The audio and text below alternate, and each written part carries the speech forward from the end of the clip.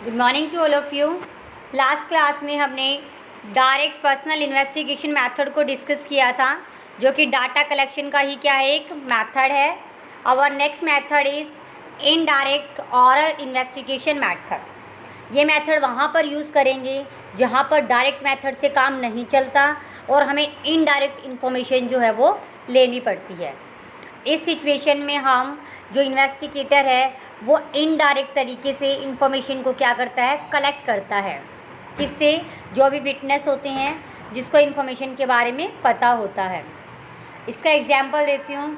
Like road पे कोई accident हो जाता है, तो ऐसे में जो पर्सन है जिसका एक्सीडेंट हुआ है, तो वो इस कंडीशन में नहीं है कि वो बता सके उसके साथ क्या मिस हैपनिंग हुई है। तो ऐसे सिचुएशंस में जो आई विटनेस है, जो आसपास के पर्सन्स हैं, वो बताएंगे कि वहाँ पे क्या हैपनिंग हुई थी, कैसे इसका एक्सीडेंट हुआ। That is indirect oral investigation method. Indirect oral investigation is the method by which the information is obtained not from the person regarding whom the information is needed। कहते हैं कि ओरल इन्वेस्टिगेशन मेथड में information जो है वो person से regarding collect नहीं होती जिसको इसकी ज़रूरत होती है।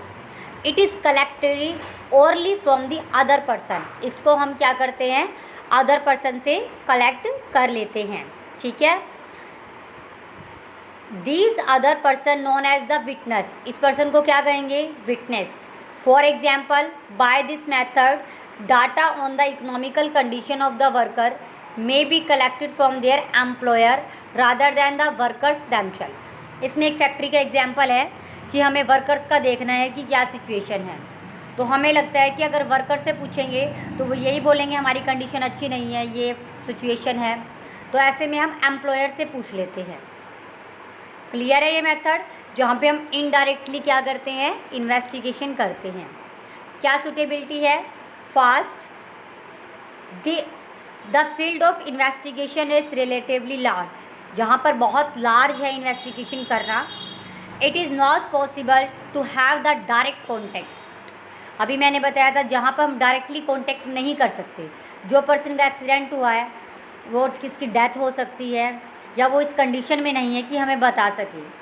The concern informant are not capable for giving the information. अभी मैंने बताया because of their ignorance of, हो सकता है वो इग्नोर करे, हो सकता है इलिटरेसी हो। लाइक हमें किसी पर्सन से ये पूछना है कि क्या आप ड्रिंकिंग करते हो, तो ऑब्वियसली सी बात है कि वो मना करेगा कि मैं स्मोकिंग एंड ड्रिंकिंग नहीं करता। तो ऐसे में हम अदर पर्सन से पूछें कि क्या वो स्मोकिंग करता है। Investigation is so complex in the nature that only expert can given the information. Information जो है वो बहुत कॉम्प्लेक्स हो जाती है, सिर्फ एक एक्सपर्ट पर्सन ही इसको कलेक्ट कर सकता है। अब आ जाओ इसकी मेरिट्स पे। That is wide coverage. ये बहुत ज़्यादा एरिया को कवर कर सकता है। लेस एक्सपेंसिव, क्योंकि हमें हर पर्सन से इन्फॉर्मेशन कलेक्ट नहीं करनी पड़ती, तो ये सस्ता है। एक्सपर्ट ओपिनियन, इसमें एक्सपर्ट्स का ओपिनियन हमें मिल जाता है।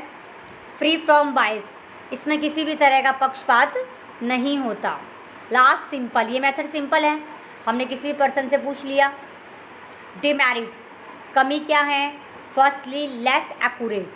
ये इतनी सच्चाई इसमें नहीं होती। जैसे हम आई विटनेस से पूछते हैं तो कोई कुछ बताता है, कोई कुछ बताएगा, तो ये जो है इतनी सच्चाई नहीं होती। The data collect by this method are relatively less accurate. Next, biased, हो सकता है इसमें पक्षपात हो। हम जिससे पूछ रहे हैं कि वो ड्रिंकिंग और स्मोकिंग नहीं करता, हो सकता है उस पर्सन की उसके साथ ना बनती हो। ठीक है, तो वो क्या कहेगा कि करता है, और उसके फेवर में है तो वो मना कर सकता है। डाउटफुल कंक्लूज़न, इससे कभी भी जो कंक्लूज़न है वो क्लियर नहीं आते। ओके, हमने कौन सा मेथड किया आज, इनडायरेक्ट ओरल इन्वेस्टिगेशन, जहाँ पर इंफॉर्मेशन को हम इनडायरेक्ट तरीके से और ओरली क्या करते हैं, कलेक्ट करते हैं। एग्जाम्पल मैंने दिया आपको एक्सीडेंट का।